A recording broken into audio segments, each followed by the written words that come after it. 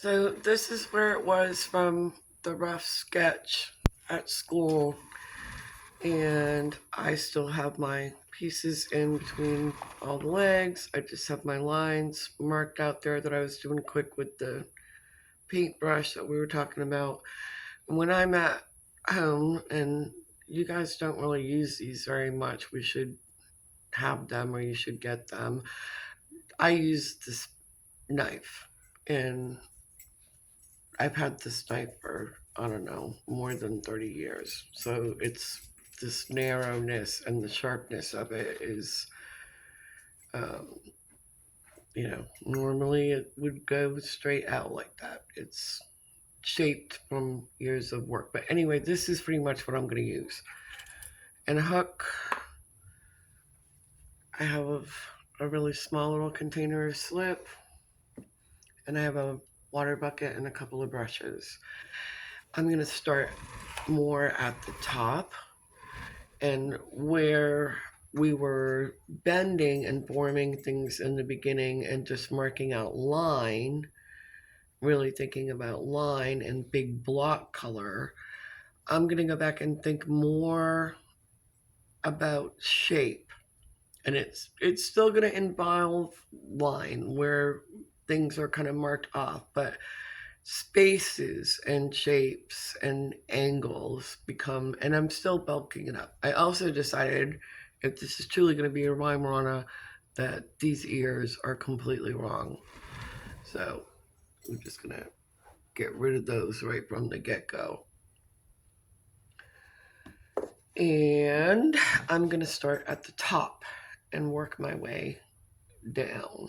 So this is stiffening up the entire time, and that I'm working on smaller parts that also may be drying out a little quicker. So I want to work and address all of that area first. So the ears definitely were a problem. I'm going to make ears that are more appropriate for Weimaraner. And the girls are out here hanging with me while we make them.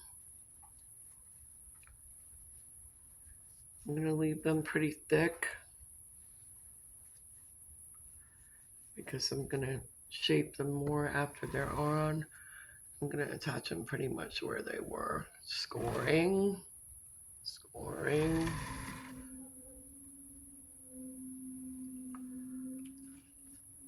A little bit sorry. And scoring.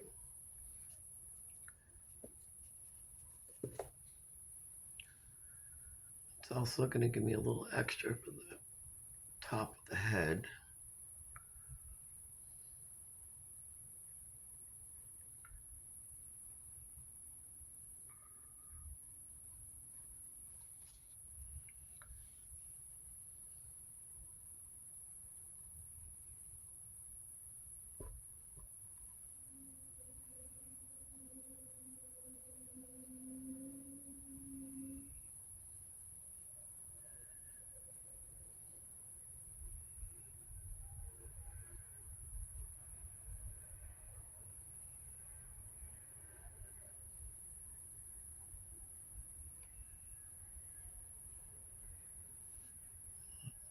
I'm supporting it under the nose because I'm always supporting the opposite of where I'm touching, pushing.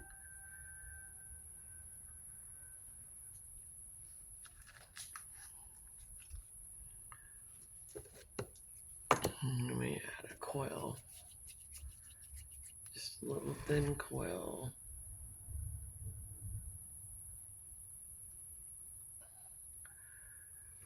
To find more, so drawing with line again, drawing with coil again, kind of looking for more the shape of that face because it was way too skinny and greyhoundy looking. So I am adding, but I'm adding small pieces. I'm generally adding coil. The ears were little slabs, but I probably won't really do slab anywhere else. Everywhere else that I'm adding will generally be coil.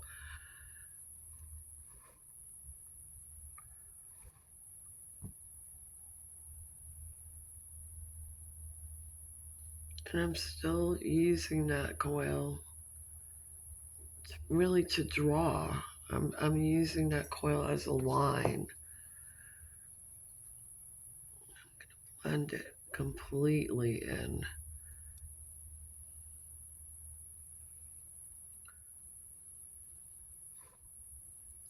Start to see and push that over a little bit. I can start to see where that nose is going to be. That was clay that was already there, so I'm pulling the cheek down in to what I just added, and how is that going to connect to the neck. So very much still following lines. I'm even going to mark that as it comes down into the shoulder so I can see where that comes down. They have a pretty broad chest. Mark where that might be. But I mean, I'm still going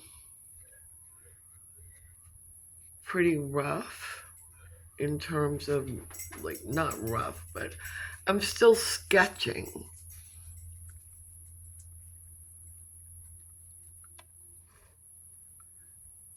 I want there to be a little bit more of a tuck there. Take some away.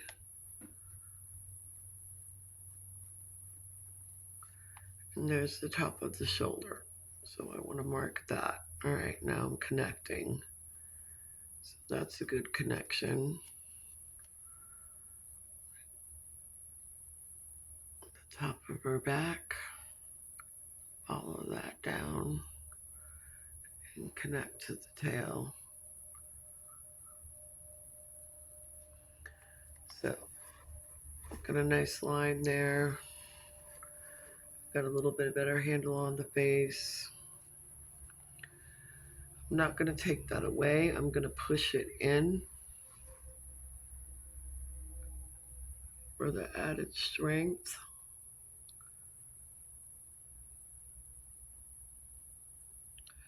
And I'm not just cutting material away, I'm compressing it. So I'm scraping a little bit off, but I'm really kind of pushing down with my knife to get these kind of planes started.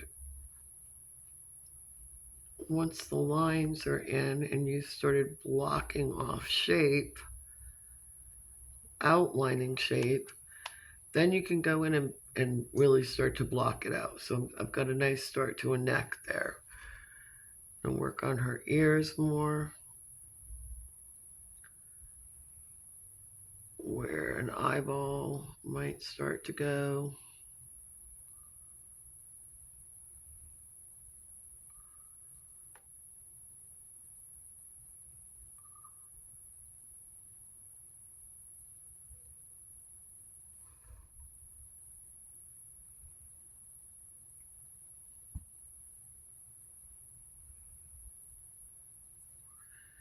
So I'm not moving a lot of material, and I'm working my smaller details first for blocking in my smaller sections. I mean, that I'm working on the head instead of working on the whole body.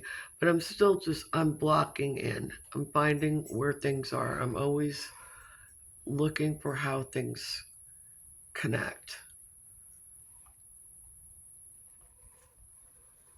Make sure I have a good connection on the ears because I added those on, and I'm going to bring them right into the neck, the back of the neck and the back of the head. And I'm pushing down with my knife, compressing.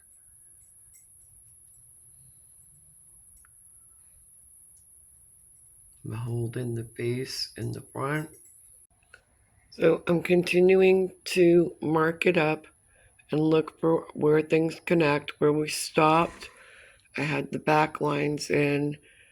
Now I found this back hip that comes off that tail again, and I'm coming back up, and they have a very um, they have a very nice swoop shape there. They're broad-chested dogs, so I've got my line there for that, which changed where my leg was. My leg was a really more dominant line over here. All this got connected together and comes up into this neck and everything the way I like. It moved this leg over by like a finger. So now that leg is looking more prominent coming down there. I put in a little mark where like their hock would be, where that muscle for the bottom of the top muscle coming down from their butt is, like where the thigh muscle ends and kind of their hock elbow is. I'm marking, marking, marking. And I'm going to come back in here where all these lines are, and I'm going to do the same as what I've done to this neck. And I'm going to follow that line down and compress and push with my knife to turn it into more of a plane and more of a shape. So I'm going to do this to the whole body, and then we'll be completely blocked out and be starting to think about going back in for finer detail. It looks a little bit more Weimaraner. And there's the real thing laying right there modeling.